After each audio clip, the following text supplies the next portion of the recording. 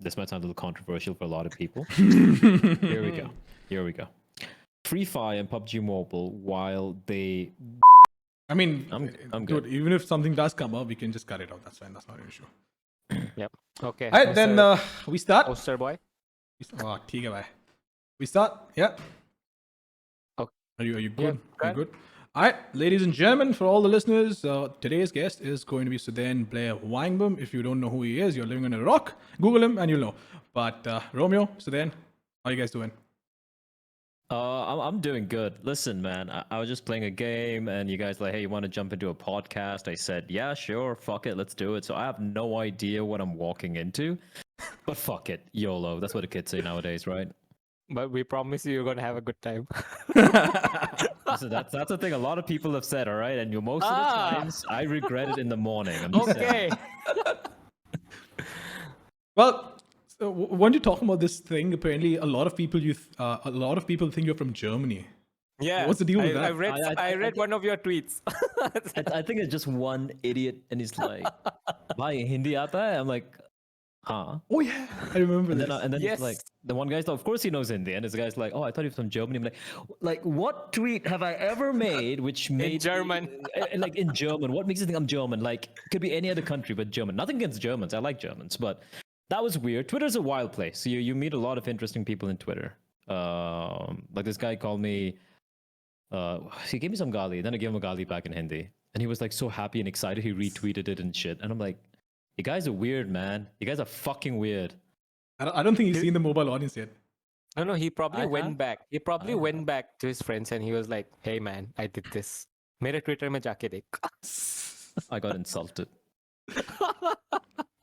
Okay, Blair, like I think a lot of people, of course, they know you're from India, but you guys want to really tell them where you're from, or like you want to tell them how you started. I mean, yeah. Short recap.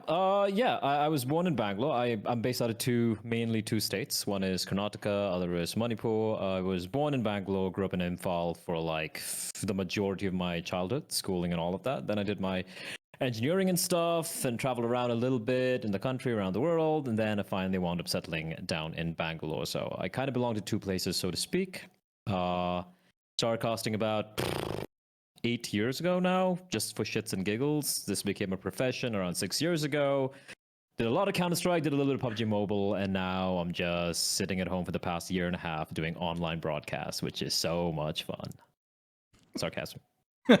But hey, a lot of people actually don't know this. You guys, Romeo and Sudhen, by the way, share a common place. That is Imphal. So I'm sure you guys have a lot of stories from there because Romeo, you've told me a couple. And it's not easy coming from there because obviously the infrastructure was not there. And you are ancient, my friend. CS 1.3, is that where you started? Yeah. So I mean, honestly, I didn't know Blair was from Imphal. Like, I remember the first time I met him, and I was like, I looked at him. I said, "Hey, wait, why is your last name Wahengbam? Are you from Manipur?" He's like, "Yeah." I remember this. It was in Gurgaon, and I was like, "Wait, do you speak Manipuri?" And he's like, "Yeah, I mean, of course, dude. I do understand Manipuri." He's like, "Yeah, my Manipuri is decent." It's been a while. It's interesting how languages, when you don't speak it too much, and since I haven't been there for a long time, and I generally speak in English, I can understand the language very well, but I can barely speak it now. It's kind of tragic. Also, as Roman just pointed out, we did wind up meeting at Nodwin, both of us. Nodwin, a company that brings a lot of people together. Yeah. Including myself, by the way. Including you as well. Yeah, all three of us. Oh, We yes. worked in Nodwin at one point or the other, and I met Romeo in 2015 for a very short 2015. period of time. Yep. Yeah, a long time ago, actually, now that I think about it. It's been a while. The funny thing is, Romeo, I think he knew of me, since 2017, if I'm not mistaken.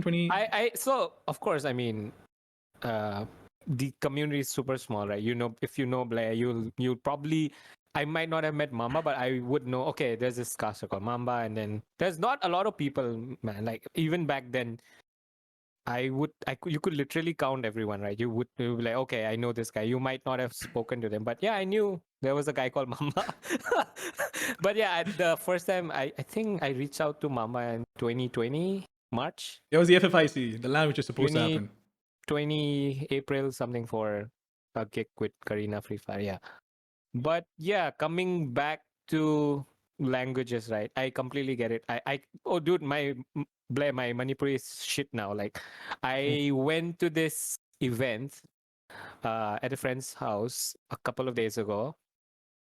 You saw that picture of mine, right, on the story. And Yeah. there was a guy from Manipur, and his Manipur is fluent.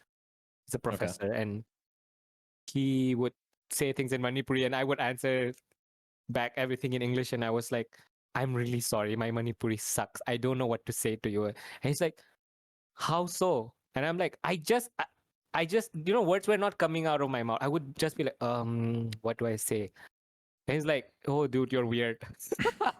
It happens though, man. Like if you don't speak a language for a long time, you just forget it. It's simple as that. I think it's not just languages, anything for that matter. You don't do it for a very long time, you kind of forget it. I think that works with casting as well. I think we talked about it. 100%. But I've noticed this recently. So I've been predominantly doing Hindi broadcasts for the past 1 year straight. And recently I picked up an English broadcast. And for the first 2 days, as a matter of fact, I felt rusty, like you couldn't find words. And sometimes that happens as well when you have a break for so long. And I believe that's happened to you as well. I think when the pandemic started, especially when we're just all going back to online events. How do you deal with that? I mean, it depends. Like, even if it's online events, I think the hardest part of online events is like the really cool bit about events for me, apart from obviously getting to commentate, video games, would be hanging out with other talent. Just it's like a big old family traveling around the world, around the country, just having a merry old time, right? So with that taken out, it kind of started scarily resembling a 9 to 5 job, which is something I don't think I could ever get back to. Apart from that, like when it comes to that, not getting used to casting for a while, since I do a lot of analyst desks, at least in the past, like 2018, 2019, you kind of forget, I wouldn't say you forget how to cast, but you kind of forget the word flow just doesn't come out, right? You start to stutter, you start to forget words, your wording is very simplistic. It's something you got to keep consistently working on. And it happens even for events where, I've not had, let's say, a gig in 2 or 3 weeks, and I have an event, the first day is always super fucking rough, right? Even if you're working with someone you're very comfortable with, even if you're used to casting with them, it's always that weird jarring sense of you feel like you haven't done a great job. But then as the days progress, you obviously get much more comfortable. And I guess it's something you can apply to everything, right? Like it's not just about casting, it's about anything. You need to warm up. You go to a gym, you warm up, and then you hit the weights, or else it's going to be messy. So I think it's the same thing for casting as well. Absolutely. But you know what? Look, we can talk about casting all day, all night, because this is something that we will talk about. But I want to straight up jump into something that you've been very vocal about. A lot of us have been vocal about, and the term esports in India, especially, being used very loosely. And apparently, some fantasy league wants to call them esports. What's your take on that? Oh man, that got messy, right? Like, it's a very murky situation right now when it comes to like we have a few companies out there who do fantasy cricket and fantasy sports, right? And there's nothing wrong with that. I mean, there's nothing wrong with that. You have that in Western countries as well. You have that in the rest of the world as well, and that's all fine and dandy. I have nothing against that. You can do all of that. And they define it legally. Now, I'm not a lawyer, but I do believe they define it legally as skill-based gaming, right? And that's when it starts, like if you have two Venn diagrams, one is esports, so like video games, and one is like the fantasy gaming. That's when you use the word gaming, is when there's an intersection point, right? And that's when things get a little confusing. And let's be real, a lot of people in power in our country, a lot of the bureaucrats and everyone, they don't really know about the differentiation between what's a video game, what's an esport. They don't care. They don't know. They won't try and educate themselves for it. Forget them. Like even in Sweden, for example, which is a much more developed country when it comes to esports, even they're having problems with the Dota 2 International and even the CS:GO Major. Probably not happening in Sweden because they're not acknowledging esports as sports. So it's not an India-only problem. It's a worldwide problem, right? But coming back to the topic at hand, I did see a few articles from a few advertisements, paper advertisements from a couple of big companies, one in particular, where they were advertising themselves as an esports app, which is, look, in my humble opinion, I think it's bullshit, right? They might have the legal rights because of how murky it is, right? But at the same time, it is very, in my opinion, very scummy, because inadvertently, what's happening here is they are associating, in the minds of a lot of people, esports with fantasy betting, which is not esports. It's a completely different thing altogether. And they're trying to, because esports is the is the cool word of the 2020s, right? It's a cool new thing happening right now. So everyone wants to jump onto the esports bandwagon. So they want to jump onto it and they want to be like, okay, if we jump onto the esports bandwagon, it kind of legitimizes us more, right? Even though it's already legitimate. What worries me is if for whatever reason, because the government likes banning everything, they wanted to ban crypto, they want to ban this, they want to ban half my favorite porno sites. It's a very sad state of affairs right now in this country, okay? But the thing is, if they decide that gambling is bad or sports, fantasy sports, whatever, fantasy sports is bad and they want to ban that, there is a real possibility they can be like, oh, we ban all gaming / esports. Yep. So other esports, like an industry which is so important to all of us here and a lot of people as well, suddenly they get struck with the ban hammer for no fault of ours, just because of association with a different industry which operates in a little bit more legally murky, state, so to speak. So I feel look, I can't really blame them too much because obviously they're doing the job trying to legitimize themselves. Also, at the same time, there's no one higher up in the government who's trying to really define what esports is, right? There's no definition. And any body, like any unofficial body in the past 10 years who ever tried to be like, we're the esports official authority limited, the sole king of esports in India, it's always been some asshole trying to make a quick buck. So there doesn't seem to be any quite like easy solution to this conundrum right now. And also, I'll just chip in. So go on. When you say body, right? I think we know a lot of people who do say we are the XYZ, we are the lead body, blah blah blah. I think we've all pretty much seen a lot of people pop up. The funny thing is, you've never heard of them. I'm sorry, but this is really important, right? Because it's such a small industry. It's almost like 30 odd guys that you see all the time, and then you see some guy who'll just pop up and say, hey man, I've been doing this for 10 years, and you're like, who the fuck are you, man? Yeah, who are you? That's so funny. And one of the things that I really don't get, okay, like no shade, I see a lot of these conferences, which is great if you want to attract investors, which is great. But then again, if you look at those conferences, aside from some people that we know who are actually doing a lot for the industry, you also see a lot of people who have never done anything, who've never been players, who've never stepped foot in esports.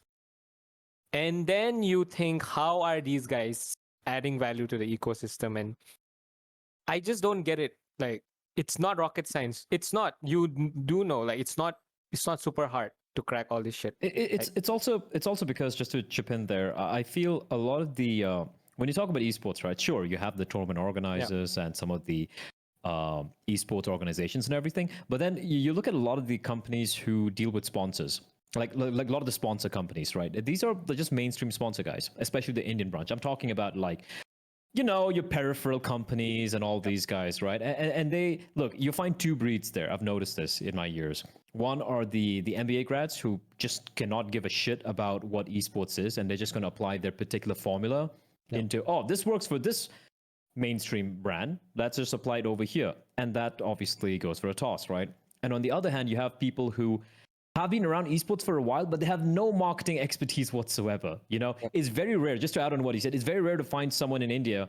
I think it's getting better now, but once upon a time, when I say once upon a time, just a couple of years prior, where you'd find someone who knew esports and wasn't a school dropout. Yep. Like someone in between, someone reasonably smart who also understands esports and is decently qualified for, marketing, sales, talking, whatnot. You don't find these people. So you find, like you said, Romeo, like you look at all these trade conferences or whatever, and just some random dude, and it's like, I'm the esports president of India. I'm like, what the flying fuck is that? I mean, dude, like, again, the audience is super young, right? And I don't also get, like, a lot of people do approach me. I'm not saying they do approach me for everything initially when I joined Garena also. And what I realized was, dude, I did ask them, who else is joining me in the panel? And then I'm like, I've never heard of these guys. I'm like, who are these guys? And that's where, and then I'm like, hey, what's your end goal? Then they would say, oh, we're trying to educate the young masses. The young masses do not watch conferences, for God's sake. That's what they don't get. That's where we are doing something wrong. I just don't get this. I mean, dude, yeah, I think you guys were bang on with the problem that we see on the surface, but I think I had this funny anecdote. I was doing this PUBG PC event once in India, obviously, and some brand, I don't remember which brand it was. The brand executive walks up to the casters table, and we're all decked up. Yeah, we're wearing suits, we're wearing nice shirts and whatnot to look nice. And then he hands me the brand T-shirt, like put it on while I'm on the desk. I'm like, sir, I don't think this is very appropriate. And I know on the surface, it might seem like a very small problem that you can just get. Oh, I did put it on, but that is the level of understanding we're dealing with over here. Because I can completely imagine you want to paint the players, sure, but what's with like having your like your production company? I've been a couple of events where you had a brand like a sponsor company, right? And they want you to wear maybe their clothing label or stuff like that, and it should be them talking. Like, you should never have to deal with them directly ever. Yep. It should be through the production company, your production director, and then he's gonna ask you, like, there should be an agreement. He just can't be like, oh, put on a clown hat and then take off your pants because you're working for me. You can't do that, right? And yeah, like you said, that's a great example of like there is a complete lack of understanding of how things are supposed to flow. Oh, yeah. When it comes to events in general. And I'm not just talking about the small TOs doing small events. I'm talking about from up top, some of the best events we've had in the country to some of the worst. There is, so obviously, the bigger events, they do a much better job, but still the flow, it's lacking. And unfortunately, there's no one really calling it out because they don't really have any context. And when I do call it out, because I've done a few events outside, it's like, Bleh is being a prima donna bitch again. I'm not trying to be a prima donna bitch. I'm just asking for a few bottles of water permanently at my desk. That is a prerequisite. A green room for a 12-hour day where casters can sit down and relax for a little bit. Stuff which to them it's too much to ask. And I'm like, no, this is default. Like, this is how it's supposed to be. And unfortunately, in India, because of the growth we've had in the past couple of years, it's been such a huge, massive growth that good practices haven't been put into effect. Yep. In a lot of ways. And that is something, we're still a very young industry in India right now. We need to fix it ASAP. I think he brings on a very fair point, honestly. And lack of context is very important over here because we've not just had growth, right? We've had new players come on in massive numbers, new players, new talent as well, as a matter of fact. And that brings on a lot of problem because while you and I, we've seen a fair bit, we know what's the default. And a lot of times when there are new kids on the block, again, no shade, but they just don't know what to ask for. And if they are eligible to ask for it, they have this idea, hey man, I'm getting a chance to make a career out of gaming. That's kind of cool. Even if I don't get paid, that is good. Now, I'm not saying, hey man, the moment you start casting, you're going to make big bucks. Absolutely not. But there is a line which you need to draw where I believe that some of the talents are, I don't want to use the word exploit, but trust me, I'll tell you, I'll give you an example. They're getting fucked in the ass. They are getting fucked in the ass, to put it bluntly. It's better than exploited, yeah. I'm just going to add on to that, right? I completely agree. That's a tragedy. You go back 4 or 5 years, and if anyone, some young kid asked me like, hey man, I want to get into casting, especially, in whatever esports, I want to really make it big in Counter-Strike, Dota, whatever league, I would have honestly been like, good luck. It's like, honestly, like, it's very, very hard. You got to, you know how it is, man. But like, you got to grind it on your own. There's no one you can really talk to. You got to do a lot of grinding, and especially if you're, let's say, and let's be real, if you want to be someone who wants to break out in the international scene, you got to have a very neutral or like a British or an American accent. That's just the way it is, right? I know a lot of Scandinavian casters who I'm friends with as well, but even they have taken like English coaching lessons to sound more westernized, like the more typical American or British commentator. And it's hard as it is, coming up from not just India, from Asia as such, but even in India or even in rest of Asia, they would have been like, okay, how about I grow in Asia? How about I become a Hindi commentator? I'm like, well, again, good luck. There's not many opportunities available, right? There's no one watching. But in the past couple of years, the growth has been insane. You're talking about opportunities abounding, and a lot of these young kids and young up-and-comers having opportunities and options available. The tragedy is, and this is twofold. One is the TOs are exploiting them because there's so many of them. It's very easy for them to pit the TOs to pit. When I say TOs, sorry, everyone listening is tournament organizers, to pit these people against each other, these casters against each other, so they can hire the cheapest one. So they get exploited. Number two, unfortunately, because of the amount of talent just coming up, there is lack of, I wouldn't say quality control, but it's it's like finding a needle in a haystack when it comes to actual good talent. So everything is very diluted, and that's the unfortunate truth right now. A lot of opportunities, a lot of talent in quotes, but very few real good talent coming out. And at the same time, the opportunities, it's poisoned opportunities. You get a chance to cast, but some of these guys are getting paid less than what I got paid in 2014 when I was shit. And that should not be happening right now. And just to give you guys context, I'll give you guys a number. Imagine you're in a studio working 25 broadcasts a month, and you're getting paid between 30 to 35,000 rupees a month. That is $500 for anybody who's outside, who's wondering. 25 studio broadcasts a month, and that's $500 a month. Even by the Indian standards, it should absolutely not be the case. My first event ever as a complete amateur when I was casting an event, it was a one-day gig. It was nothing. I just had to do some basic production. This is late 2013, early 2014. I got paid 10K for that day, for one day. Yeah, this is and the these same. guys are getting paid 30 to 40K right now for, and I've seen how much they work, man. I mean, they're grinding it their ass off, but what they think is this is going to lead to better things, right? But no, it's not. It's not at all, dude. Like it's a tragedy. And even if you tell them that job insecurity in their minds, we're like, hey, if I fight with them, they're just going to kick me out, and they're probably going to get someone else. So I get their fears as well, but this is not it. This is exploitation completely. Complete exploitation. Absolutely. Romeo? And they're scared. They're scared that, if they say no to it, someone else is going to come and take their jobs. It's actually true.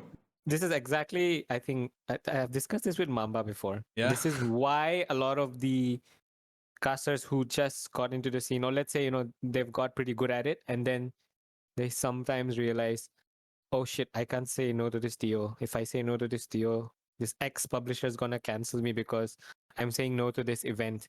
And then they feel like they're going to get replaced. What I don't understand is, if you're good, you're never going to get replaced, dude. Like, if you bring something unique to the table, and also, Bleh, like, a lot of these casters, like, a lot of people don't talk about it. They also don't take breaks anymore because of this exact reason. Because I see a lot of casters, and I'm like, hey, man, like, you don't sound really good. And when they're like, yeah, I've been slogging my ass for the past 4 months. I'm not taking any breaks. And then I asked them, like, what happened? Okay, I'm not going to name the caster.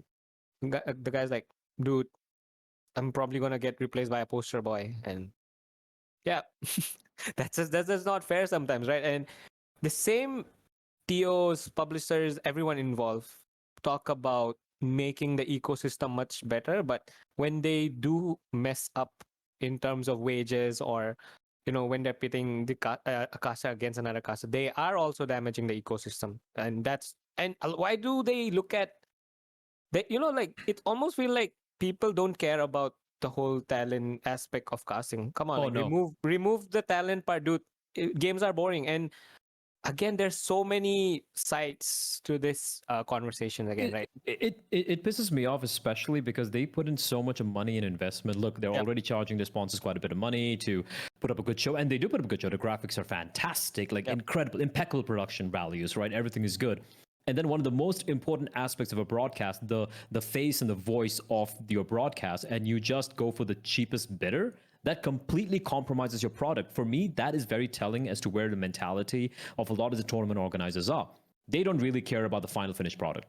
They're okay with what is the cheapest, with what they can get away with. And because of that, it's just hurting the entire ecosystem altogether. And then on the other hand, you have certain TOs who will hire personalities like, the content creators and these sort of guys who have like a massive following, and look, I'm not saying a content creator cannot be a good commentator. There are a few who can do that, but most of them can't. It's just a fact, because that's not a job. They haven't really trained and worked their ass off to be that. They've trained and worked their ass off to be great content creators, like YouTubers or whatever you want to call them. And then you get these guys because they're going to be, getting a more of viewership coming in because of their fan base and everything. But you are still hurting the quality of your product for a very short-term gain. You're not allowing potential talent, homegrown talent, to really grow through these opportunities. And that is just a tragedy. And these are all the TOs. I'm going to call out most of them. Almost 99% of TOs in India right now, they don't give a fuck about their product. They just fucking don't. All they care about is big prize money, great production value. Take a little bit of prize money and pay your fucking talent reasonable amount of money. When I say reasonable, $30,000 a month for the amount of work they have to do is fucking nothing. Yep. It is actually nothing. Now I know people are going to be like, "But Areba, you know how much I got to earn when I got my first month job in my IT company. I got 30K, 40K. That's good money." I'm like, fair enough, good for you. That's not how it works in the esports industry. These people get paid money for what they bring to the table. They're the face of a multi-$100,000 product. They're the face and a voice of that. There's a lot of weight being carried that, because if they fail, the product fails. There's a lot on the line, lot of mental stress so much of stress on the line for these guys as well. They're getting paid for multiple things altogether, and of course their skill set when it comes to narrating the story and all those things. So I'm trying to pitch what a caster does, but keeping all of that aside, the fact that these guys still continue to just go for the cheapest, and I won't lie, I'll be very fucking blunt. I've been trying to watch a few Valorant tournaments happening in India over the past few months. Listen, man, it's hard. I do not want to be critical of my fellow talent, of my fellow. These are like people who do the same work as I do. I want to be as lenient as possible. I want to give them the benefit of the doubt. Maybe they're very new, but if you're that new, you should not be casting a very high caliber game like this, right? You should be rising up to that level. Again, I don't blame them, because if they're given an opportunity, even as a new caster, to cast a big event, of course they're going to take it. I would fucking take it. In 2014, if you said, "Oh, you want to cast fucking VP against Navi?" I'd be like, "Fuck yeah," even though I might be shit. But a TO should realize that, no, they're not ready for this yet. And he should be hiring people who are maybe more expensive, but at least that sets a bar for everyone to look up to. The Indian casting scene right now there is no bar. There's no high or low bar. It's almost non-existent in a few games. I won't say all games, but in a few games. And that is because of the TOs. I won't blame the talent. The talent just haven't been exposed. They're very new. The TOs need to fucking look in the mirrors and realize that, guys, what are we doing with our product? And I think there's one potential solution that I really like. I'm not saying this because Romeo's here, because Romeo worked with Garena for quite a while, and he's the one who got me on board for Free Fire as well. But the one thing that I really liked about how these guys approached this was the fact that they said, they put their foot down. We are going to choose the talent. We'll pay them directly. We are not going to let the EOs or the TOs choose the talent. No matter who is executing the event, we will choose the talent. And I think that is one potential solution, but I'm sure there are going to be drawbacks about that. Yeah, man, it just comes down to, I agree with Romeo. In this case, I know Romeo. I know that he has a higher caliber talent in mind, which is why he wants to take that into control. But again, I can see certain companies who own games having control over that and abusing that fact. True. They'll be like, "No, we don't like this guy. We don't like his Twitter account," even though he might be the best commentator possible for that game, right? So I think it's very 50-50. I think it comes down to who is the decision maker when it comes to hiring talent. It shouldn't be your finance guy who's hiring talent. It shouldn't be a finance guy. It should be like, how much? $500 a day? No. $200. $100. No, 100 rupees an hour. You should not get your finance guy to negotiate talent rates with the talent. You should get someone who's a talent manager or product manager who understands what casting brings to the fucking product, man. I'm just gonna say this, okay? Been dying to say this. Do you think, okay, because we've talked about content creators, and I know the Valorant event you're talking about, I literally had to sit down and think, I was like, is this event for real? Because some of the call outs during the whole event was hilarious, because like you know it's a 1v3 and they're like, hey, it's a 1v3. I know it's a 1v3, right? And then this is where that quality control is in there. And I get it, Mamba, when you say like, oh, Romeo was in Garena and he took charge of the whole talent management. I get it. I mean, like not everyone can do that. Some people don't even want to do that. Like, oh, we have hired an EO or TO, they would do this. There's not one solution to this, to be honest, but I feel like during this whole poster boy content creator selection process, a lot of things that go wrong is you see a lot of talents getting demotivated. I remember when that exact tournament happened, I did post out a story on my personal account, and I got a lot of messages from talents. They were like, hey man, guess what, I agree. But the thing is, they're so scared to voice their opinion. They think they're going to get canceled. Absolutely. This is Yeah. a thing because And imagine you just started like a year back and then Yeah. snap, you're cancelled. I mean, they've sent me 4 pages of like, it's like, oh, this is what I feel. I'm like, whoa. I feel like to add to that, like, listen, man, I feel like if you're, then I know this sounds very harsh. I remember seeing this on Twitter a few days back. I think a couple of weeks back. Make yourself indispensable then. Yep. Make yourself indispensable where they might not like you, but they will still hire you. Yeah. Get good. Like, simple as that. Just get fucking good, right? Like, at one point, people got to be like, why aren't you getting this guy? He's the best in the whatever, the business, or at least in the scene, the region, the game, whatever it is, right? I think a lot of fault lies in both. I won't just put the blame solely on the TOs as well. Yep, I feel like the get it. caliber of talent is also pretty poor, in all honesty. I've listened to the casting. Honestly, that there's a lack of storytelling. There's a lack of wordplay. There's a lack of actual understanding of the game. I mean, man, if you don't know the game you're casting about, what are you doing, right? Like, you need to know the game at the very least. And I'm not just talking about English. I'm also talking about like Hindi commentary as well. The two languages I can obviously understand. I won't try and criticize the more local languages because I can't speak it, so it's not in my place to criticize them.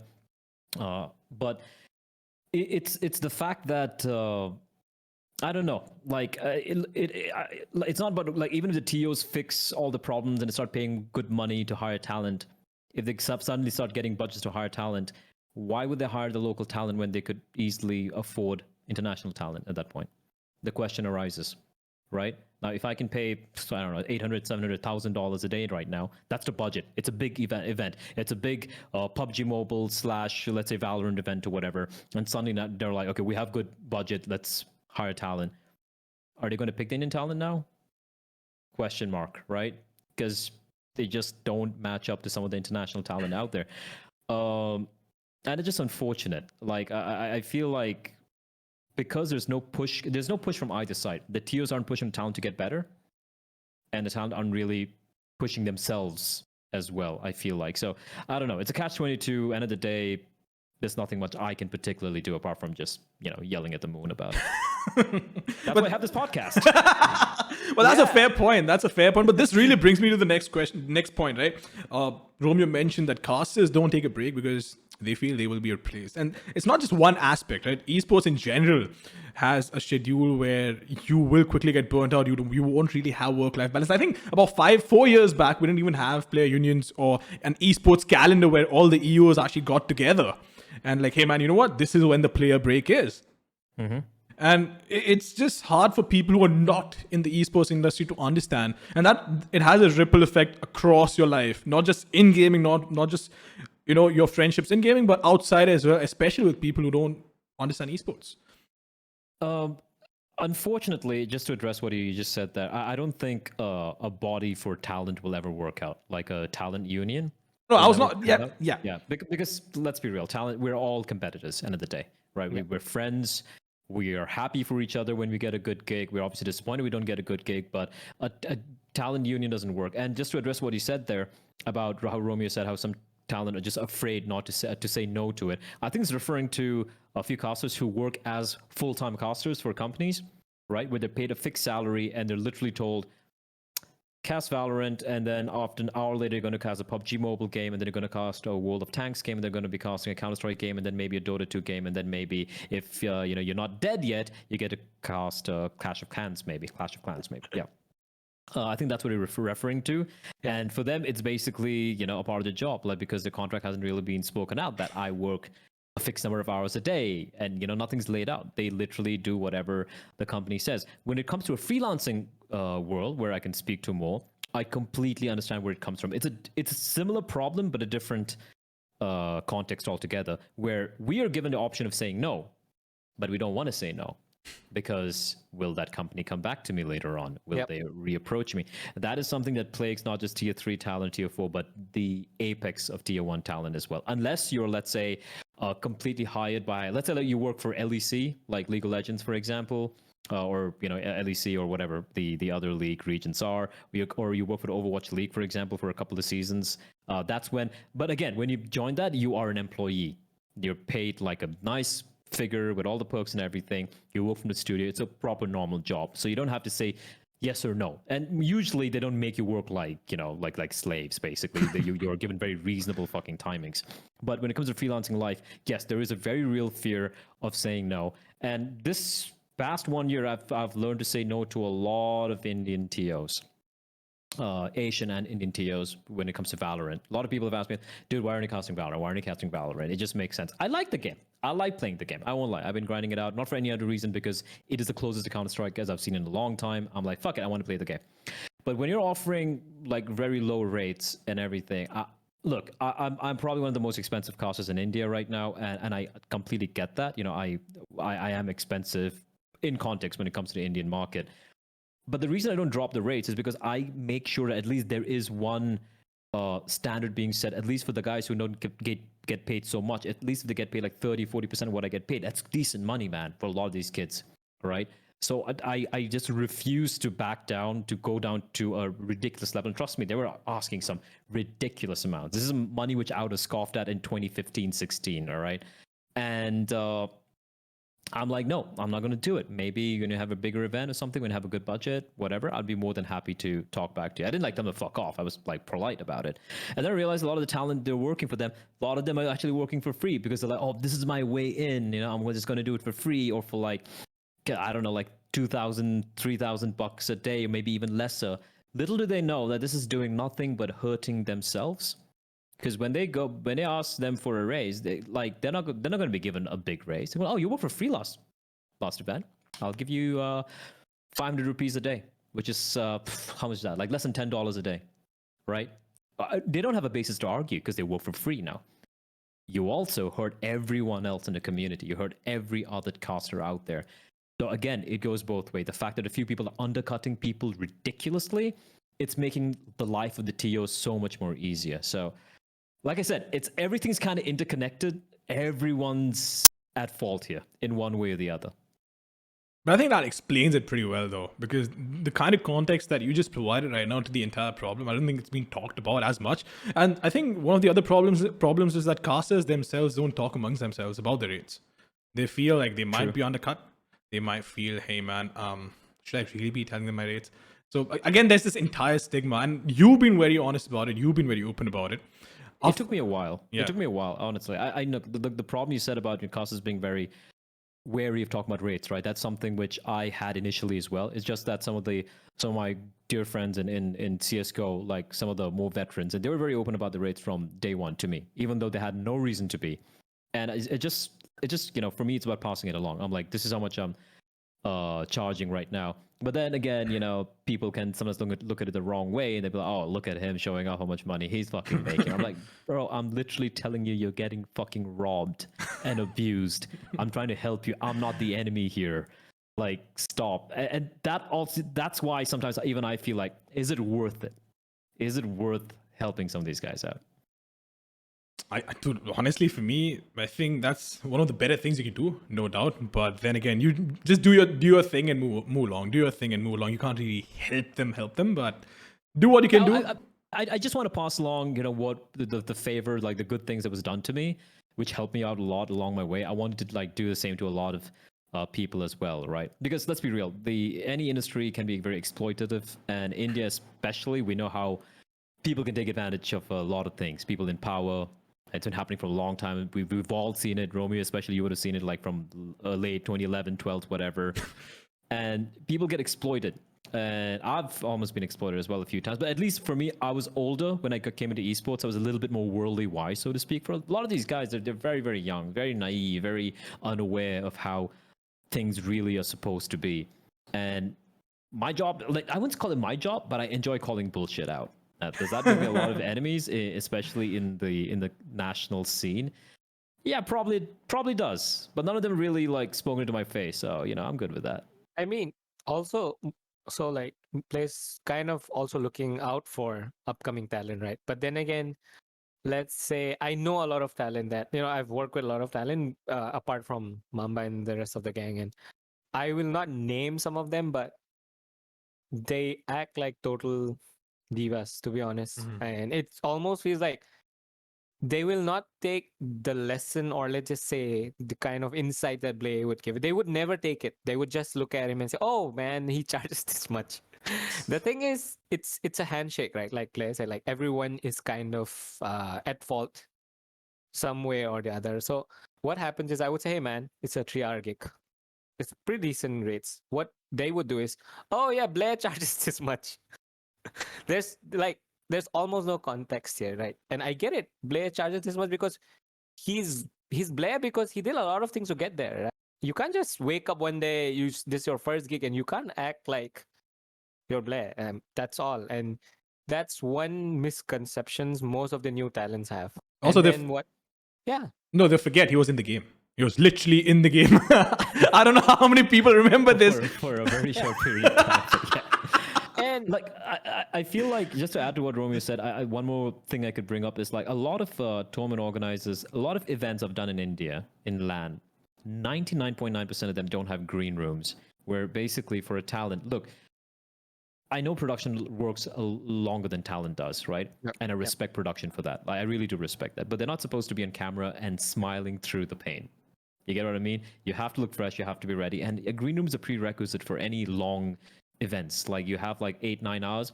You just want someplace where you can sit down when you have breaks in between. Somewhere you can sit down where you're not going to have to fight for a chair, surrounded by other people, just your group. You need to concentrate on your work. You need to make notes. You need to put on your best face. You can do your makeup touch-ups there. Maybe take a very quick nap. Some water, some energy drinks, some coffee, some snacks. A small little area, right? But you do that in India, and people, you ask for that. And I've asked for that so many times with so many TOs, and they'd be like, "Oh, VIP room?" I'm like, no, it's not a VIP room. It's just a green room. Yeah, it's a default. But I feel like sometimes I feel like a couple of talent have taken it the wrong way, and they've been like, "Oh, we're VIPs. We deserve a VIP room." Like I think they've taken it that way as well. They're like, "Hey, give me a coffee." It's not that. They don't understand where I'm coming from. I'm like, this is for the job. This is for you to do the best job that you can. That's why a green room is required.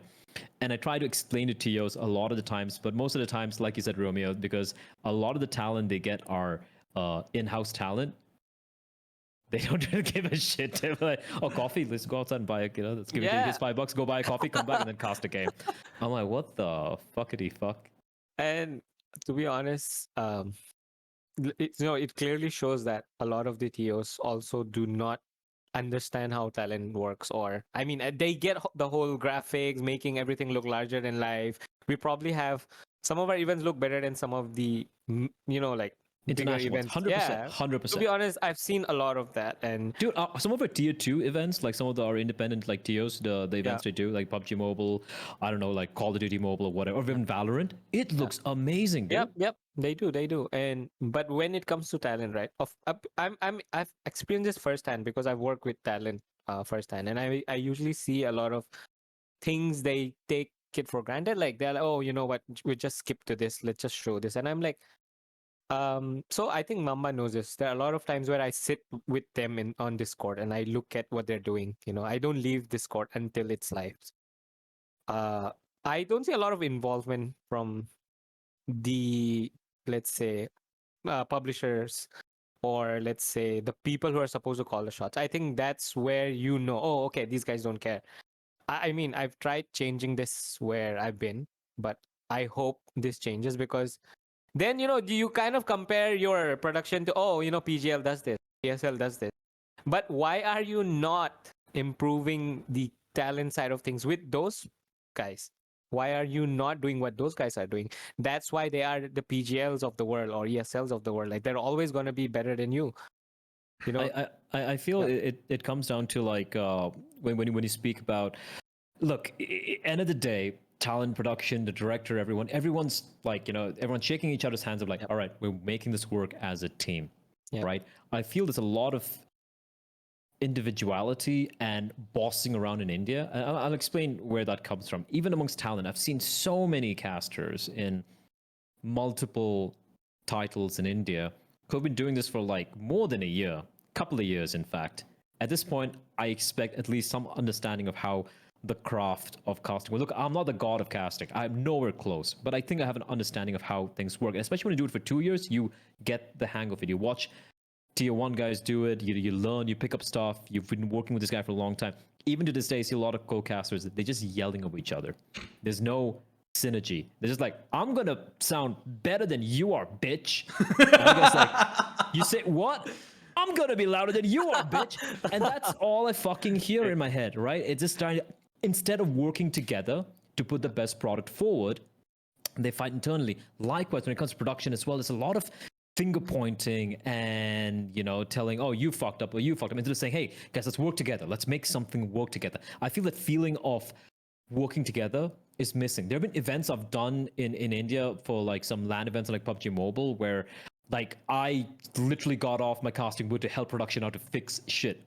And if I ask like what's wrong, they're like, oh, that's his problem. He fucked up. Oh, that guy fucked up. That guy didn't set audio properly. I'm like, okay, can we fix the problem now? Like, let's work together. I think that's missing a lot. And even a lot of events I've been to where the call time is like fucking 4 hours before it's supposed to go live. 4 hours before it's supposed to go live. I'm like, why? I show up and I tell the talent, I'm like, kid, can we like just all agree that this is bullshit and show up like an hour before? That's more than enough.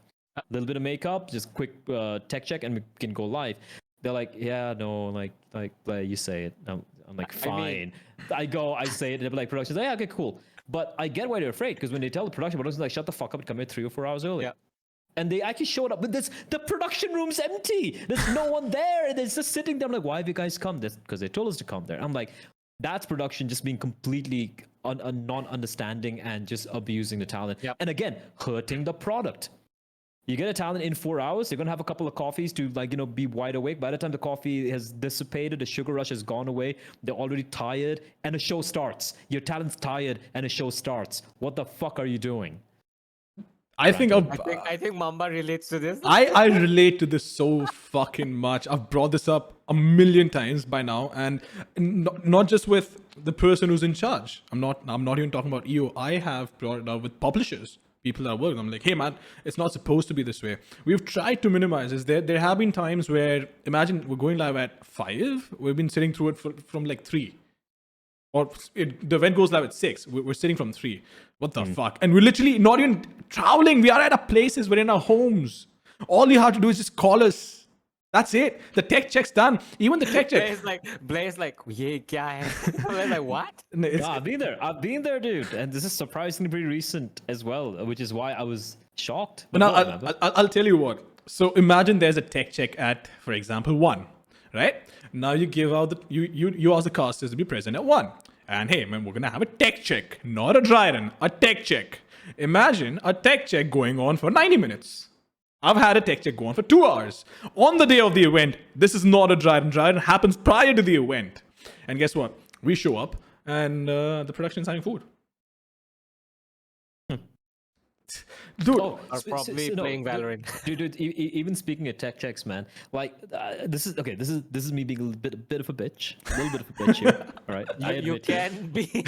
No, you can do that here. Look, so far, whatever I've said, I feel I've been very justified in what I'm talking about. I feel there's a real reasoning here. This is being a bit of a bitch, right? And this is something only casters will identify. Why the fuck do you need casters for a tech check? Do you only have an audio guy to put on the headphones and just be like, okay, this is loud. I can hear the audio coming. It's stereo audio. I can hear myself. My mic monitors are working. My cough button's working. Perfect. All you need is for the casters to say is the volume level. Are the volume levels okay? But no, they want you to be there the moment the aux cables are plugged in. I don't understand why. That's not our job. This shit's music to my ears. It is music to my fucking ears. And the listeners can't see my face, but I had my hands in the air. This is something that we've actually smiling. Mamba's gonna sleep peacefully today. I will because I have seen Bleh do this at events as well. He's brought this up a million times. I remember him talking about the green room back in 2016, 2017.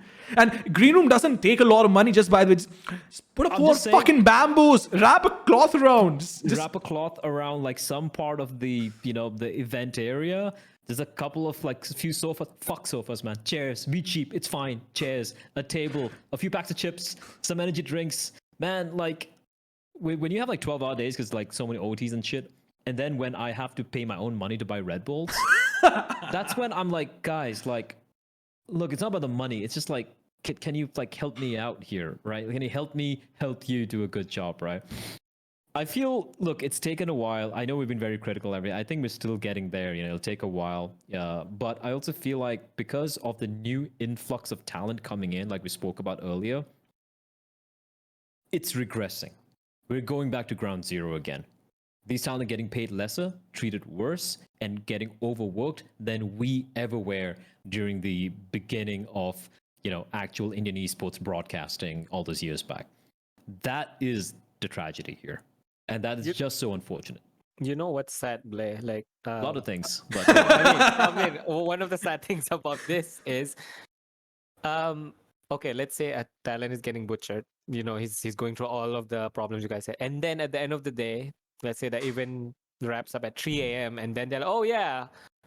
So you're tired. Okay, go back to your 5-star hotel. So the talent is like, oh shit, I have a room at a 5-star hotel. But little does he know he has to wake up at 8 a.m. again. Oh, wait, you're mistaken. Sir, you're mistaken. There are no 5-star hotels over here. We've been at events where we've questioned our existence. Hold on. Okay, go on. Let me finish. Like, so then they forget about everything, you know, the green room and all that long. Let's just forget about the pay. They're like, oh yeah, you know, I'm gonna be staying at Sheraton or Shangri-La or whatever. And then they go, oh yeah, look at me, I'm an amazing cast. And then they'll put up this story on Instagram. Everyone thinks, bhai caster banna to bahut sahi hai, you know. So what I'm trying to say is, they're really scared. One, number two, they're like, oh yeah, you know, I probably don't deserve this. That is true. There are a lot of casters who come to me and they're like, I remember offering this rate to this caster and I offered him like 30% more than what he makes. Mamba's like, who is this? And then, honestly, the caster was like, ye ek din ka hai kya? I was like, is this for a day? And I was like, yeah. He's like, dude, you're so happy. I think I know who you're talking about, but I get it. That's where I knew that, okay, you know, this has been going on for a long. I mean, of course, I wouldn't know as much as you guys do because I'm not a talent. So, yeah. But no, let me fucking go back to the accommodation. You're talking about 5-star hotels, sir. Oh God. I have spent money out of my own fucking pocket at events, midnight at 12. Day before they went, Dryden gets done. At 12 at fucking midnight, I am booking my own hotel from the venue. I have been there. And I've been called a diva for that. So then, but if I go for an event, I want to show up happy. I don't want to be fucking groggy. I completely understand. Like when you booked the rooms, I think I've been at this event, all right? When you booked a room, and I just completely understood why you did it. The reason I didn't book my own place was because I was like, I am not gonna lose money. I've lost my entire fucking income over that. Exactly. So at the end of the day, it's more like I'm making money, but I'm spending the same amount of money and staying. Because listen, man, I mean, we've stayed in places with like roaches, like 2 guys to a room, which is fine. But 1 bed being shared by 2 adults. Oh, shit. Yeah, dude. I've been there. Fungal growth in the fucking rooms. You had that musty smell, and I have like breathing problems, like actual health and safety issues, man. And then, of course, like there's some legendary moments where, like, you know, international casters got put up in like a 4-star hotel, and the local talent working the same event got put up in like a place where I walked in and there was a dead cat at the door. And there were roaches falling out from the AC.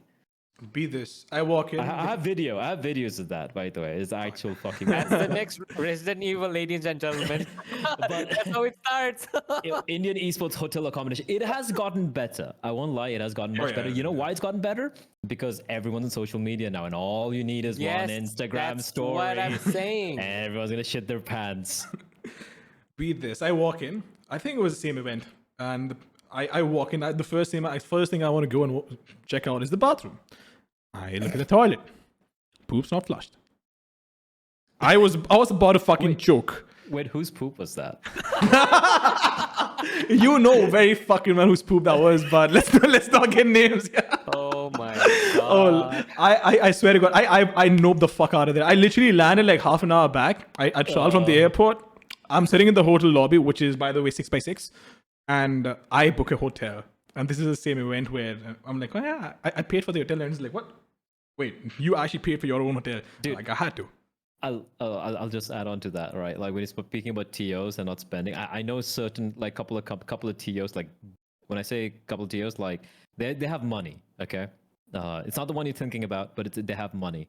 And I gave my rates, and supposedly like the finance guys had heart attacks, and then I said like, oh, what about tickets and accommodation? They're like, are wait, he's not taking care of it on his own.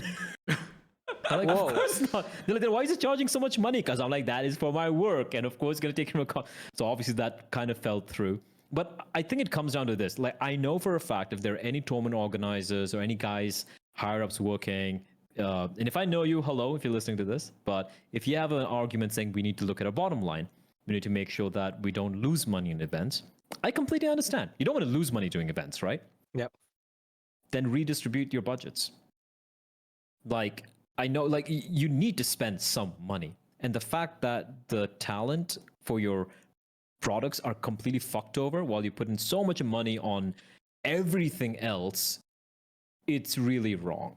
And I'm not just saying this from a humanitarian perspective. I'm not saying like, oh, poor guys, give them something. Don't give them a hotel with cockroaches and with random prostitutes walking around at 3:00 in the morning. And no, these are not the ones you want to be nearby. These are the scary types. These are the ones you run the fuck away from, okay? If I'm not saying like do them a favor. Get good talent, hire good talent, pay them well. They will do a good fucking job. And they will highlight a product and elevate it to a very good level, which you can in turn use to monetize it better. It's a win fucking win. It is. And I completely agree. I mean, if you don't have the budget, it's respectable. We're not cribbing about the fact that you need to have the money. And it has improved. I remember 2019, I did this one PUBG Mobile event. We were put up in the Western without having to ask for it. I was there. You were there. So it was good. It was good. Hyderabad, right? Yeah. So it was great. It was great. And sure, things could have been better, Things went to shit, but they tried, they apologized, and they worked with us. Exactly. And again, you know, what went wrong was a completely different issue. It was a power outage, which you can't really control, but that's not the point. They tried. They really, really tried. And that is all we're asking for. The basics, the absolute basics. And I feel like that's where a lot of the TOs... So one thing the TOs started doing is they've started like hiring, in order to avoid this particular expense, started getting in-house talents, right? It all started with like a couple of TOs. Now, almost every TO out there, they have their in-house talent. They pay them a salary, and they're the casters. Now, from a caster's perspective, I get that. Because think about it, right? It's really hard to really make a living as a talent in India unless you're like an influencer or YouTuber and gets all that YouTube money. And for them getting a salary to get into casting, I totally get that, man. I was there. That's how I started off my my so-called journey as well. You know, working in a company, getting a fixed salary to work as a broadcaster and all of that. I totally get that. But I feel like that leads to a sense of complacency for a lot of the talent. They're just okay with this. Like, this is their life, you know, this casting thing. And because of that, like the TOs, they get away with a lot of the bullshit that I've spoken about so far. And the talent just they're treated as like the lowest strata of the entire pecking order. They are like at the bottom of the rung when it comes to production. Instead of, you know, them operating hand in hand with production to put up a good show, they're not treated that way. They're not treated well at all. And it's just a tragedy, unfortunately. I wish like I could speak to a lot of the talent and I could like help them out in whatever way I could. English, Hindi, Tamil, Kannada, I don't know, whatever language, Bengali, I don't care. Like I could at least try and talk to them. We could all try to talk to them, help them understand. But at the same time, I feel like a lot of them are just, like you said as well, like both of you said, in fact, like a few of them are just, I wouldn't say call them become divas, but they feel like they're too defensive and they feel like this is the way it's supposed to be, right? And they're not really willing to listen, or they take the advice the wrong way, unfortunately. So, yep. Yeah, I mean, what much can we do in that scenario? I don't know. I guess that's what the podcast is for, Romeo, eh? So listen, man, I just came into this podcast. I've been bitching about a lot. What's the podcast about again? It's been an hour. I want to know what this is about. Oh, I think we can start now. All right, ladies and gentlemen, welcome to Leet Talks. All right, let me talk about a completely different thing now. Asian CS. every major comes up. So then, oh, here we go again. Sudhen has his tourniquets ready. He has needles fucking ready with hopium to go all out. No. I listen. Like, there are 5 stages of grief. Starts with denial, and there's something in between. I think alcohol, whatever. And then at the end, it is acceptance, resignation. I feel Counter-Strike, and it's Counter-Strike Global Offensive in particular. I want to say that because I've lived through 4 iterations of Counter-Strike. 1.6 CS:GO was more like a stillborn. Source happened, and then we had CS:GO. In CS:GO's life cycle, this iteration of Counter-Strike. It's been 8 years now. Yeah. 9 years almost. In fact, it's going to be turning 9 this year. I feel it's come and go. It never really took off in Asia. Multiple reasons that I don't want to really get into that. And I feel like this could be the end here for CS:GO in Asia. When it comes to it, there are still going to be a few teams still duking out there. I still feel like China has a very healthy domestic circuit. They actually make quite a lot of money playing over there. There's still a few teams holding out. Mongolia still has a very few teams holding out. Southeast Asia, just barely a handful. India is non-existent. South Asia is non-existent right now. So I feel like, honestly, Asian Counter-Strike as such is a big RIP. People talk about NACS struggling. NACS still has some pretty good teams. A lot of good teams, in fact. And there's still a pretty healthy scene there in North America. Compared to Asian Counter-Strike, NACS is up and running, baby. They're fucking running the Olympics right now. Asian Counter-Strike is non-existent. It's almost dead, unfortunately. But what I'm seeing right now, though, and this is me, I know I'm going to a bit of a tangent here. A lot of the teams who are right now playing Valorant, for example, in India, South Korea, Asia in particular, they're the same old CS guys. The Vietnamese guys, the Thai teams, the Malaysian teams, the Filipino teams, right? Same bunch of guys. I barely see a couple of new names here and there. That's about it. And I've watched them play. And I know Newturn came 3rd in Reykjavik in the Masters. Great job. Shout out to them for making that happen. But I feel like even in Valorant, and call me a critical, a very jaded old bastard, but I feel like we still are going to be following the same old mistakes made in CS. Because CS in Asia, there was very evident, like the way they approached the game was completely at odds to how it was supposed to be in, approached properly, like compared to NA and EU. I see the same thing right now. I've been watching quite a bit of Valorant, I've been studying it quite a bit. The Koreans are a little bit better, but even the Koreans, apart from maybe Vision Strikers, who might be able to, again, might be able to make an upset here or there, I don't see any dominance coming in. And I feel like because a lot of new viewerships are coming in, people are getting really, really, really hyped up. They're like, fuck yeah, let's fucking go GE, let's fucking go VLT. Listen, I know these guys very well. I know Ace, I know Marzil, I know Hell. I've known them for years altogether. And I am 100 fucking sure they're going to agree with me as well that they still have a lot of catching up to do before they can contend with maybe the top Korean teams and then the rest of the world. So I feel like you're talking about Asian CS being kind of dead, the esports scene. There's a lot of players playing casually. Esports scene might be dead. Now, the Valorant scene, I see the current Valorant scene in Asia as the same fucking thing as 2013, 2014 in CSGO. It is literally the same. A lot of teams playing. ESC Open had like 60, 100 teams playing. Same bunch of guys. A lot of exciting times. People, oh my god, Asian counts are going to pop off. Nothing happened. I hope it's going to change. I hope it's going to be a different thing altogether. Here, Newton getting the top 3 was a big deal, obviously. But I'm just gonna be a little bit more sober with my approach to Valorant. Old Monson has hope. Yeah, this really takes me back to, I think it was Neckbreak, which had Machine Gun, and you mentioned And Mongolia, right? Zoltenberg. Yeah. So again, wait, was it Splice that Machine Gun went to back in the day? It was Splice, the Yeah. NA team with Davey and all those guys, yeah. Yeah. So again, it's evident because he was dominating people. He was dominating. He was shredding people over here. And I remember this one game, Renegades Inferno, and 16-0. 16-0. Yeah, neck break. Yeah, that was rough. No, I was no. casting that. I didn't cast it, thankfully. But I was sitting there. I could see Jason Kaplan and Demon. They were casting that game, and they just looked at me. I looked at them. I'm like, yep, no. Don't talk to me. But what is the solution to this then? Because I don't see one. Look, the solution would be more events. Honestly, more events. Like more again, it's the problem with Asia always has been when it comes to FPS games, and I feel like Valorant's even worse than CS when it comes to high ping game. But I can play CS at a pretty high ping. Valorant, I feel it's harder. Like post 60, 70 FPS, it just feels so much weirder. I feel like as if you don't have more frequent events happening in Asia, we might be going down the same old, depressing journey that Asian CS went through in CS:GO. Now, the good thing for Valorant has been the fact that all the teams, all the top players, the orgs jumped on a Valorant hype train from day one. That is a good thing compared to CS, where you had the Koreans come in like a couple of years later. A lot of the teams joined much later in its lifetime because there was a little bit of dip in interest in CS at that point in time. So that's a good thing. But yeah, more tournaments happening is very important. But then looking at Riot's formula, I don't know how it's going to click. The thing with Riot is, like, if you look at EU right now with the VCT events decided for Berlin, the teams who didn't qualify, they literally have nothing to play for the next 4 or 5 months in EU. Okay, like NA at least has a few more like third-party organizers who are doing more regular events and all of that.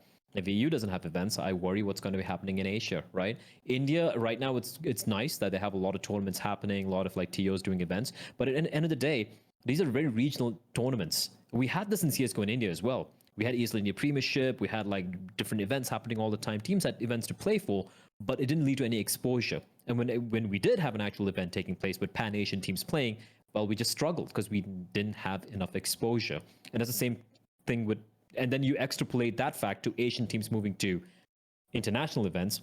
Same problem again, not enough exposure. We need to have more events taking place. Whether that's going to happen, what Riot has in store, is it going to be following the League of Legends format, or is it going to be something altogether different? I think time will tell. I think Romeo will actually have something to pitch in over here, because I remember I met you in March. We were talking numbers. And I remember I came back, I had a conversation with Romeo about the numbers as well, the number of players playing Valorant. And he didn't agree with it. I think it was 14 million players every month. What was it, Romeo? Yeah, so before we jump into the numbers, I because I wanted to chip in again, and I do agree with Bleh, right? We're following the same pattern. But then a lot of people do say, oh, that's why mobile gets more attention. Of course they do, because mobile has more regional events. Then they have more events where you get a lot of exposure. Like, let's not even talk about PUBG. Look at Free Fire. Like, we've had podium finishes in Free Fire. I basically didn't know Free Fire like 2 years ago. And then when I started getting into the whole scene, then I realized, oh wait, there's a reason why we're doing better than other games. Or there's a reason why PUBG and Free Fire has more, let's just say, quality players in terms of exposure, right? It's because those guys get to play with the other good teams from other regions. It's not rocket science, but you don't get to see that in Valorant. I don't think even CS:GO had that success, or no. I mean, you basically see the same guys, man, same 10, 12 guys. I feel like that comes down to, okay, this might sound a little controversial for a lot of people. Here we go. Free Fire and PUBG Mobile, while the two big ones, right? They are two of the biggest mobile shooter games, because you have Bang Bang as well in Indonesia or Philippines, I forget. It's like cricket. It's watched by 1 billion plus people, but where? In South Asia. The rest of the world doesn't really watch cricket too much. Australia, yeah, but it's not their main sport. They have other sports they watch a lot as well. UK, sure, yeah, kind of. They do watch cricket, but they also follow a lot of football. Yeah. Cricket is a very Asian phenomenon. We've taken it, made it our own, which is great, which is fantastic. Great, good job. But it's not a truly international sport like a lot of other games like football, for example, in my opinion. Again, you're going to disagree with me. I'm sure a lot of people watching will disagree as well. So when you talk about India having a very healthy cricket ecosystem, some of the best teams and everything, and the IPL and everything, it's self-sustaining because the entire market is focused around Asia. Likewise, at PUBG Mobile, a lot of we can have a proper ecosystem of PUBG Mobile in India because, a fucking fuck ton of people who play and watch the game are from India and South Asia. We can have that. When you talk about Valorant in India, we are nothing but a percentage, a small a small chunk of the overall viewer base and a watching base in the rest of the world. Which is why having a self-sustaining ecosystem where people get paid a lot of money, players get paid a good salary, and all these things cannot happen because, well, unless you're competing with the best, you can't really earn that much of money because you don't have the success. PUBG Mobile, on the other hand, or even Free Fire for that matter, because you're talking about them having success against some of the best teams in the world who are from the same region, makes sense, right? So I feel that would be, the cricket analogy I feel would be a good analogy there, where people talk about, we have some of the best cricketers, we have a fantastic IPL, everything. Absolutely, 100%, it works. Why don't we have good football ecosystem, even though we have the Indian Premier, the Super League, whatever that thing's called, right? Well, because we are playing against mediocre opposition. The good teams are not there in India, while India has a big chunk of some of the best players in the world. So, didn't Ronaldo play, like the Brazilian Ronaldo play in the ISL in 2015? I have no idea. I have He no did. idea. He did. I saw the video. I was like, wait, what? He didn't retire. He's like, I'm playing. Wait, So- which Ronaldo are you talking about? Oh, the one with the triangle haircut. Okay. Like the 2015 is way beyond his time, man. I saw him Exactly. like in '98. Right? Exactly. So- That's the point you talked about. Mediocre opposition, or just the entire level of the sport itself.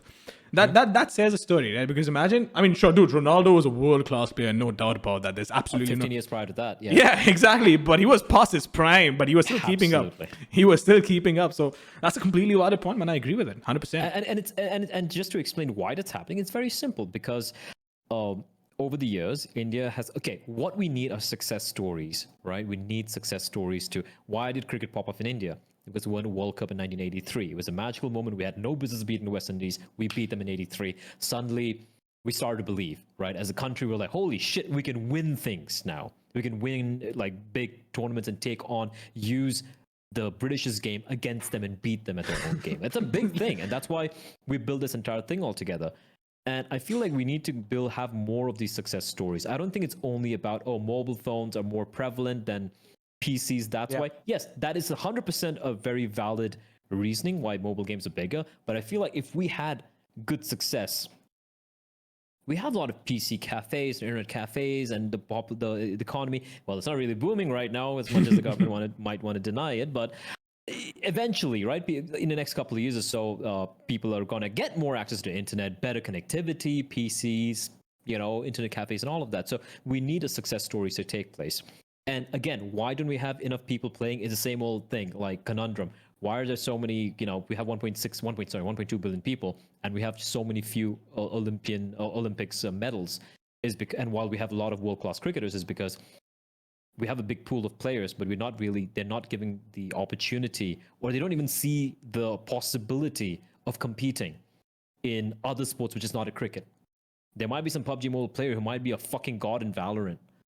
There might be some Free Fire kid who might be a fucking genius in Dota 2 or League or fucking Counter-Strike. We don't know. We'll never know because they've never been exposed to it, because they don't even fucking know that other games exist, other esports titles exist.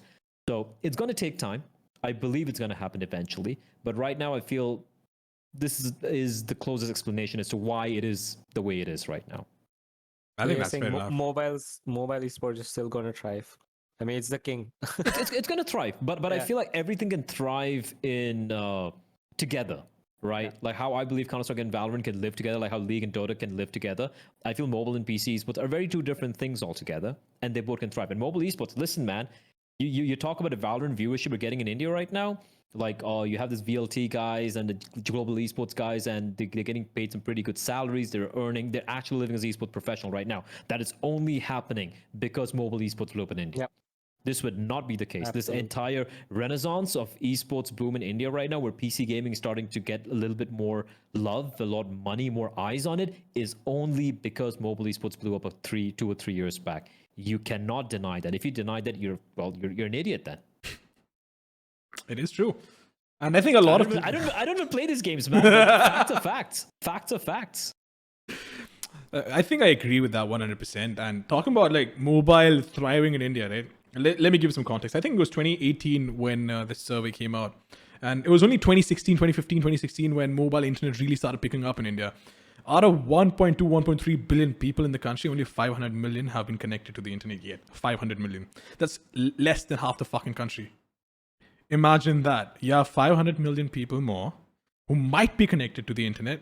Obviously, if they don't have the internet, they don't have computers. Sure, but the idea that mobile might have stopped booming or it might not boom as much is completely fucking false. I don't believe it. I believe that it is going to grow over the course of the next couple of years, 4 or 5 years. But India is not a region that people can shy away from. Now they can't look away, for a fact. Oh yeah, 100%. And I feel like, dude, you just visit the Valorant competitive subreddit, and like I feel like 30% of the posts are by Indians. It's kind of crazy. I'm like, what's Excal? What's Marzel doing on the front page over here? It's so jarring for me, man. Like for coming from the CS:GO subreddit, but you can't ignore it. India is a market, and which is why here's one thing. This is one thing which fucking tilts me again and again and again. Oh, Forsaken ruined the Indian gaming. I'm like, he didn't ruin the Indian gaming set. He ruined himself. He didn't do anything. Optic was already struggling. Like they had his Infinite Entertainment guys coming in. There was completely mismanaged. The guy was a filthy piece of shit as a cheater. He didn't do anything. Like the Indian Counter-Strike. Okay, hypothetical scenario. I'm forgetting how to English right now. Hypothetical scenario. If Forsaken never existed, are they saying that Indian CS:GO scene would exist right now? Oh. No, X8 happened. Huh? X8 happened then. So they'll have all... Come on, man. All right. Imagine a world where there was no Forsaken, there was no X8. For many people who don't know, X8 was this guy who cheated in Valorant as well, recently, I think. I'll tell you what though. You might not know this, but I was playing for the same team that he played for. And I'll tell you what. He was the one that replaced me. After I stepped down, he was got replaced by a cheater. Oh my god. Big shoes to fill, man. Can't help it. He right-click jet knife on himself. No. He used to play Omen. I used to play Omen. So yeah, fuck that shit. But yeah, you're making a point about them not existing. Yeah, like if the Forsaken incident had never happened, people seem to be under the delusion that Indian Counter-Strike scene would have been amazing right now. No, we would literally be where we are right now, where all of them would have shifted to Valorant. And I say this because I have been following Indian Counter-Strike, the global offensive scene in particular, from 2012. I've seen the patterns. We were not really going to go anywhere. It was just it's not just about India. It's Asia as a whole was always going to be playing constant catch-up when it comes to Counter-Strike. And there was not enough new talent coming out. Like we're seeing right now in Valorant, we see a lot of new faces coming out. I'm like, who is this guy? I've never seen this guy before. I never saw that in CS for a long time, man. For a long time. So if I just want to like cut this one right there in the head, I see a lot of people like random accounts on fucking Reddit or whatever forums. Oh yeah, Forsaken ruined the Indian Counter-Strike scene or the PC esports scene. No, he didn't ruin jack shit. He ruined his own life. He ruined the career of his teammates, at least temporarily over there. But in honest to God, you can ask any professional or semi-pro CSGO player who's ever played India in the past 4 or 5 years, and they will agree with me that yes, he did land a bit of a blow, a little bit of a setback, but he didn't ruin the scene or anything. The scene was inevitably heading for a decline. There were not enough events happening. There was not enough viewership. There was not enough success. There were not enough new players coming in, like professional players coming in. It was anyways going to be ending. And so why I'm telling you all of this is just to try and relate to what I was about to talk about CSGO and what was it, Mamba? I forgot the train of thought. Like I was trying to address what you said. Yeah. So it was no. So you're talking about the entire idea where people just thought that is what. Yeah, and also about how India cannot be ignored, right? Yeah. So what I wanted to add there was like, so you think just because one guy cheated, that every other TO or publisher or esports organization are going to be ignoring a potential market of 1.2 billion people, which is an open market, which is not a closed off market, because one fucking idiot cheated once in a small LAN? Are you fucking stupid? And immediately after that happened, what happened? Fnatic came in. TSM came in.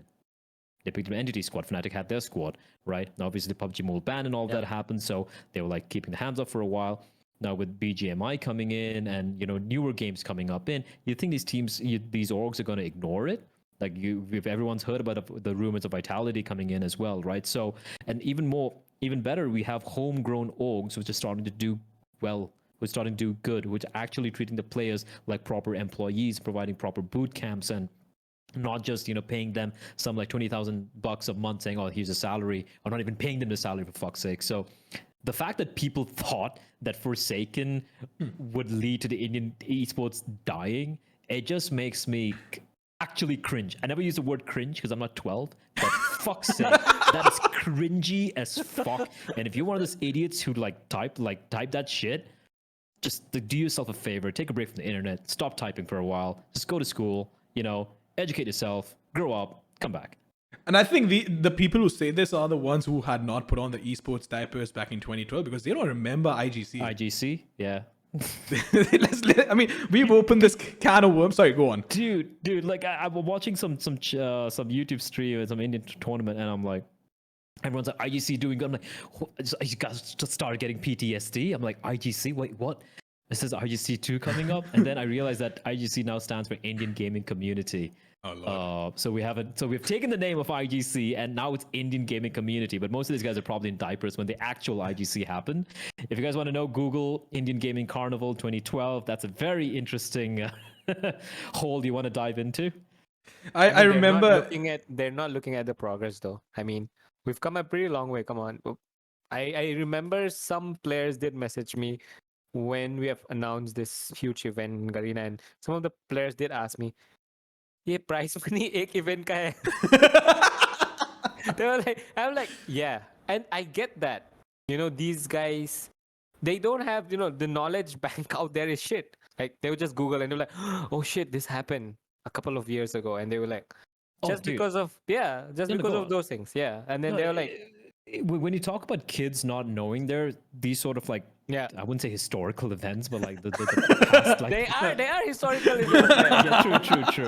But what really gets my goat are like people with money, people who are trying to enter the scene with tournament ideas and stuff. And I look at their pitches, I'm like, nope, this is not going to work. And they're like, oh, you're just a naysay. I'm like, no, this has happened. This has all happened in a 25-year-old history of esports. They come in without doing their homework. I mean, everyone remembers that. What's the MTV fiasco, man? The one with the music video and shit. Wait. What's it? What's that, man? Wait, the recent one, right? The very recent one. Is it like 3-4 years back? No, 3-4 years back. It was U-Cypher. U-Cypher, yes, the MTV U-Cypher, Ronnie Screwwallers, right? Yeah. And I remember like being in some of the conversations, milling around. They asked, like they wanted to get me, and then I gave my rate, and they're like, so they're like, per month. I'm like, no, per day. They're like, no, we'll pay you that per month. I'm like, oh no, fuck no, right? Which I'm actually glad on hindsight that I didn't work with them for that. And they had this idea where this is the thing with a lot of the newer people coming into esports in India, especially, right? People coming from mainstream sports or mainstream entertainment and all of that, and they feel like, and this is stuff, by the way, which has happened in the West in the past, multiple 10 years back, 15 years back, and it's failed. It's failed for multiple reasons. Well, the most important reason it failed was because it did not respect the game or the esport. They wanted to build their drama bullshit, dancing, rivalry, fucking, what's a thing called, man? Like that, what's a reality TV show in India? Like, not Big Brother. Roadies. That always has to be twisted. Roadies or Splitsvilla or fucking horse shit. And they want to cram in Counter-Strike or Dota or Valorant into their 15-minute segment. Yeah, dude. Yeah. 15-minute segment. I'm like, you're not even respecting the fucking game. So who are you attracting? Are you attracting the random normal people who watch these shows? They're not gonna fucking know what esports is. An actual esports fan don't want to watch this shit because, well, it's shit. So who are you really attracting? Who are you really? A lot of memes. A lot of memes. And listen, man, I tweeted about that. I got a lot of fucking impressions on my Twitter account, so thank you for that, MTV. But apart from that, like the fact that they don't respect this thing, like my industry, is where it gets my goat. That's when I get a little pissed off. I'm like, and they'll be like, oh no, we have IPL happening in India. We have international players from around the world flying down to India to play IPL. I'm like, yeah, because cricket is the biggest in India. Mamba knows why I'm smiling. I know exactly why you're smiling. Yeah. And then they're like, I need you to tell me why though. And then they're like, oh, what about Pro Kabaddi League? We it's a fucking fantastic league. I'm like, fantastic league. Who else plays kabaddi apart from India? Right? And then I talk about like all the this is like pre-PUBG Mobile days, but then I'm like, let's talk about Counter-Strike, Dota. They're like, yeah, we can get the best Fnatic players to come in and fly, and we'll play it like, IPL. And I'm like, no, They have busy schedules. This doesn't make sense. You're going to talk to like 15, 16 of the world's best teams, the MIBR, VP back then, Navi, and you're just going to make it work like IPL. They're going to just believe in your vision because you say so in a market which doesn't even really watch Counter-Strike. Are you for real? But for these sort of people, they come in, they'll do their thing. If it doesn't work, it doesn't work. They're going to move on to the next project, right? But what happens is the industry gets burnt because we're much smaller. Esports is still a very fledgling industry. We get hurt and sponsors get hurt. And I think that is what we need to be careful about. Because some people might say, what's the harm in them trying? I'm like, there is actual harm. It hurts the validity of esports and how people see it, of how normal your parents, your grandma, whatever, people you want to introduce to esports. And to us, it's a serious thing. It's a fucking serious thing. It's a real fucking thing. But then your mom's first introduction to esports is like, but roadies. Like roadies look like roadies thing. esports. Or some guy giving gollies to the players. I think there was like some incident recently, like in Valorant. I heard some caster, he got hired for like I think it was a community Valorant event or something. There was some teams playing, like actual proper teams playing, and this guy was just like abusing, like just giving gollies. That's his shtick. That's his thing, right? And just abusing the players or something. And that happened, and I supposedly like the players just refused to play after a while because they're like, this is bullshit. Like, what is going on over here? Again, the TO, like whoever hired this guy, what the fuck were you thinking, right? Like, you need to know the sort of people they're hiring. Like when I show someone new, someone I met, like what esports is, I show them like ESL 1 Cologne, I showed them the international, I show them Worlds, I show them all these big, like, this is what it is. I showed some of the best commentators out there. And in India, the first thing is going to be some guy saying Ma Baap Gali, all that bullshit. And they're like, oh, this is what my son fucking plays, right? India's still a very traditional country.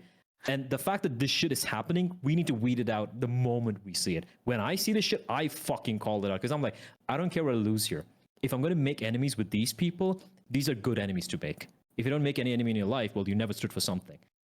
And I love this industry. And the fact that, like, we've spoken about TOs, we've spoken about talent and how they make mistakes. I don't think they're bad people. It's just they need to get the priorities right. They need to figure shit out, right? I don't think they're bad people per se. But there are certain bad actors who come in, like certain bodies who come in as the official esports authority of India, and they just fleece a bunch of kids and just take money from them.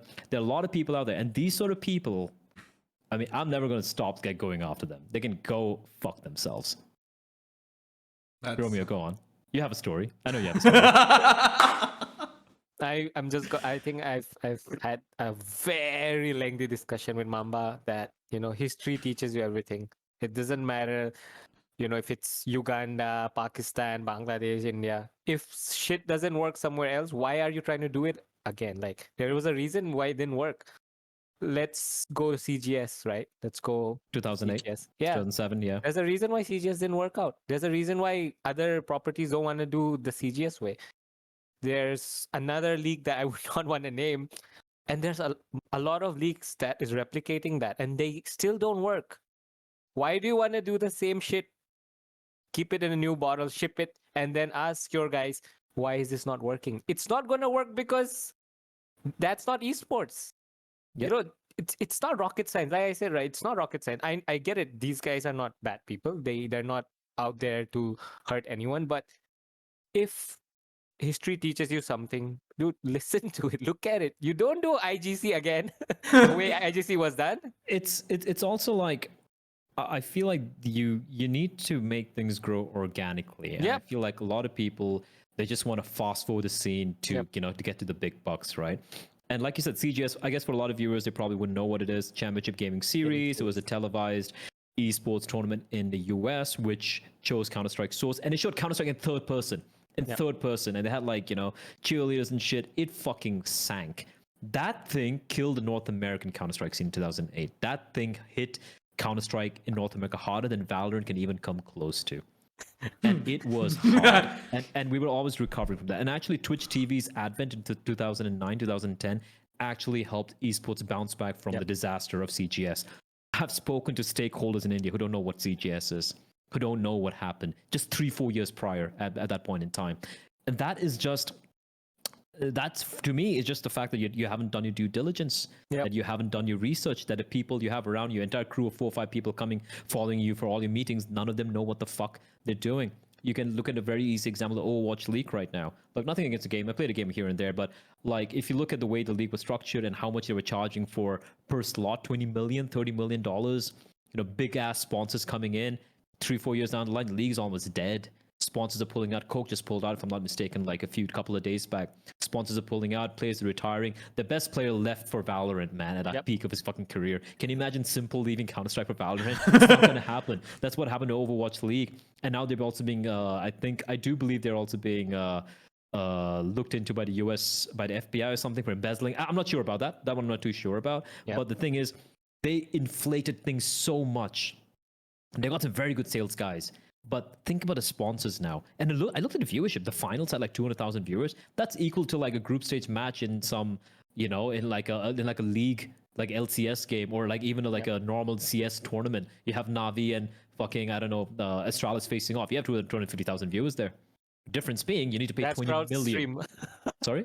That's Rout's. That's Rout's stream. And this is considering the fact that you don't have to pay $20 million to get a fucking slot.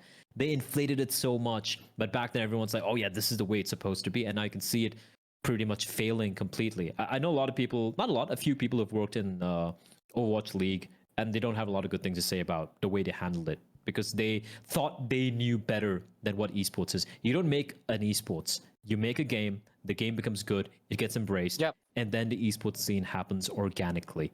It is, I guess Valorant would be a little bit of an outlier here because of how similar it is to Counter-Strike, because it is extremely similar. But apart from that, how many games have come where they build it as an esports and then just plummets, just dies without publisher support? That is scary. The moment the publisher says, oh, no more money, no more prize money, it will fucking die. Heroes of the Storm, HOTS, just look that up. It died. Yep. Let me tell you, Battlefield fucking 4. When I remember 2011, 2012, I used to play Battlefield, and apparently it had a competitive circuit, by the way, so then I don't know if you're aware about this, but 2011 to 2015-ish, I got CS when it came out, 2012. But I remember when we used to play BF3, BF4 was touted as the next competitive title of Battlefield 4, and they promised matchmaking, high ticket servers, whatnot. The game comes out, it's fucking unfinished. It's an unfinished product, and there's nothing you can do about it. So you don't really start out building an esports, and that's completely fair. And for a lot of people actually don't even know this, right? You mentioned Twitch in 2009. It wasn't even Twitch. It was Justin.tv. Yeah, Justin.tv, and then Twitch later on. Yeah, it was Justin.tv, and wasn't it about like live streaming people in a house or some shit like that? I don't remember, honestly. If that's where it came from. And just to like kind of like come full circle, right? I feel like that's what it is. Like, these things that have happened in the past, international, not just in America, but not just in Europe or not just in South Korea, but these are lessons that can be learned. The disadvantage that India has or South Asia has in esports is the fact that we've always been playing catch up, right? We're always trailing behind the rest of the world. But the advantage we have is we can learn from the mistakes that the rest of the world has made. And there have been a lot of mistakes made. And the fact that a lot of the stakeholders just refuse to do that, just blinded by making a quick buck or whatever, that really does annoy me. But if you look at everything we've spoken about today so far, the past hour and a half, it's the fact that these are all easily avoidable things. These are stuff that, it's just common sense. And I guess I could be a bit biased because I've worked events outside, like for ESL, the PGL, DreamHack, Starladder, all these guys. And maybe that's why I have a different perception of how things are. But when I come in and I provide this information and the advice, so to speak, to these TOs saying, hey, guys, this is how it's done over there. I'm not saying you have to replicate everything, but can we do this? And when they don't do that because they just can't be arsed, is when I get annoyed, because they are arsed about every other aspect of the product, but not the some of the aspects which I feel should be paid attention to. And that's just yeah, I guess that's why podcasts like this are important, drive conversation, educate people, let people know that this is not how it is.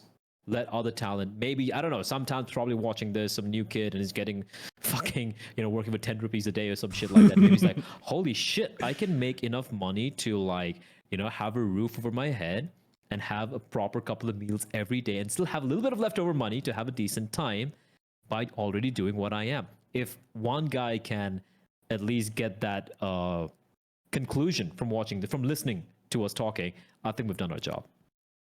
I feel the pain and the frustration that Bleh speaks with because it is not funny, ladies and gentlemen. It is not, because we've been through the grind, and the fact that you mentioned that the rates were so.